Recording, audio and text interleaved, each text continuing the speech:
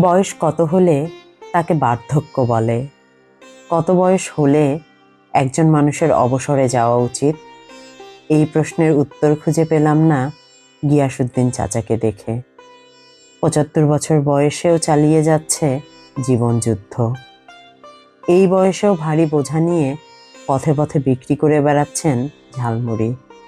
বাড়ি থেকে একদিন বের হতে না পারলে জোটে না তাদের খাবার। যাদের জীবন নিয়ে আক্ষেপ অথবা সাময়িক সমস্যায় ভুগছেন, তারা একবার তাকাতে পারেন গিয়াসউদ্দিন চাচার দিকে। কেমন আছেন? আছি ভালো বাবু। কি বেচেন চাচা? এই তো আমি ঝালমুড়ি বিক্রি করি। করেন? কতদিন থেকে এই ব্যবসা এই করছেন? তো 20-25 বছর হবে। 20-25 বছর। হুম। আপনার বয়স কেমন? বয়স 75 হবে আর কি।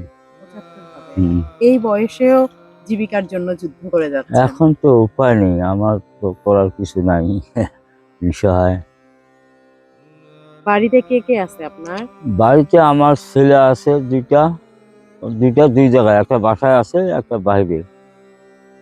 আর মেয়ে আছে, মেয়ে বিয়ে দিছি।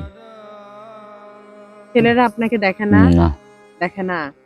এই জন্য এখনো জীবিকার জন্য যুদ্ধ করে এখন যাচ্ছেন। উপায় তো নেই বাবু, তুমি জায়গা নাই, হাতের উপর সংসার কি করবো।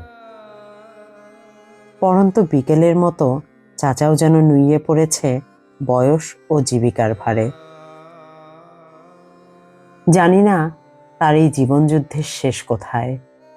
এই ভেবেই মনটা আজ ভীষণ বিষণ্ণ। সবাই চাচার জন্য দোয়া করবেন।